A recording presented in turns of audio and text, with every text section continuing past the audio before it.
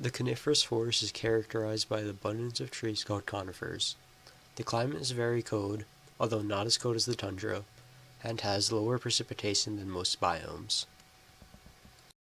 The coniferous forest ranges through Alaska, Canada, Northern Europe, and Russia at the latitudes between 50 degrees and 60 degrees north.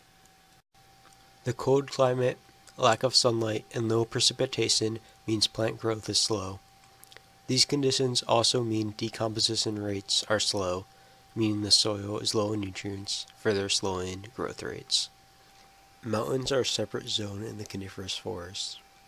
The temperatures continue to drop, the air becomes thinner, and plants and animals become scarcer. The zonation is most obvious when the tree line ends and the barren snowy top of the mountain begins. In the winter, most of the water is frozen, making it unusable for plants. This is a limiting factor.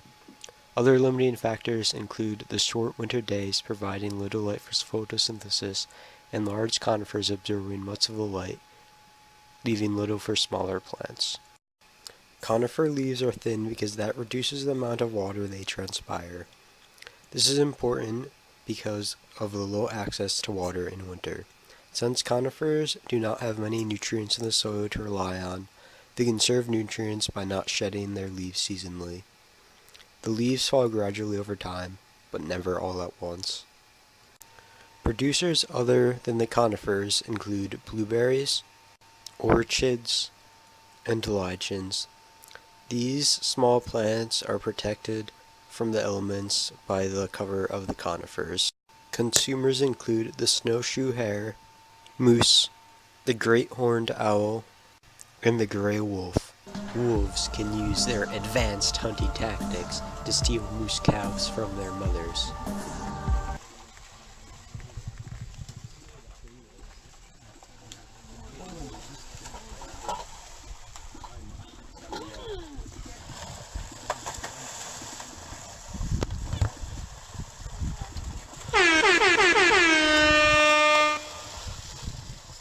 The great horned owl hunts small rodents like mice and hares, snakes, and small birds. Despite their primarily vegetarian diet, grizzly bears are known to hunt for small animals and are especially known for going into rivers to fish for salmon. Most animals in the coniferous forest have thick fur coats to help handle the cold winter temperatures, and they hibernate through the winter because sleeping requires little energy. Moose have the ability to eat pine needles, which is necessary because of the low food supply in the coniferous forest. Caribou, also known as reindeer, were put on the vulnerable species list in 2015.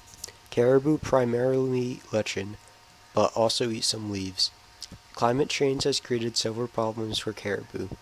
The warm weather means caribou territory overlaps with white-tailed deer territory. The two species compete for food, but deer also bring with them a parasite white-tailed deer are immune to, but can cause fatal neurological damage in caribou.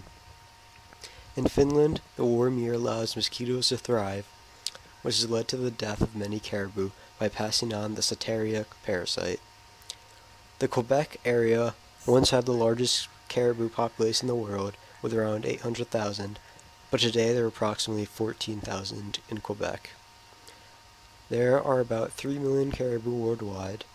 There are not many international laws regulating caribou because most do not cross over international borders, but most countries with them have hunting regulations and protected areas for caribou and other wildlife, but the population is still in decline. The population is vulnerable because they are largely reliant on one main food source, lichen, which has been destroyed in recent forest fires in Canada and Russia. Russia is losing a forest the size of Switzerland yearly. Canada is losing approximately half of that. Climate change has meant shorter winters, meaning there's more time for forest fires to occur. Loss of habitat means many animals do not have protection from the elements, and food sources are destroyed. The coniferous forest has been hit hard by climate change. University of Alaska Fairbanks notes a 2 degrees Celsius increase in Alaska since 1950, meaning springtime begins 2 weeks earlier than it did in 1950. Russia has experienced similar increase in temperature. and the early spring in Russia means moths have more time to be active, and can eat many of the pine needles in Russian forests, potentially killing the trees. Deforestation can also be caused by acid rain, caused often by factories. The problems can be slowed and prevented with global initiatives to reduce carbon emissions and find alternative sources of energy. Somebody once told me the world is gonna roll me. I ain't the sharpest tool in the shed.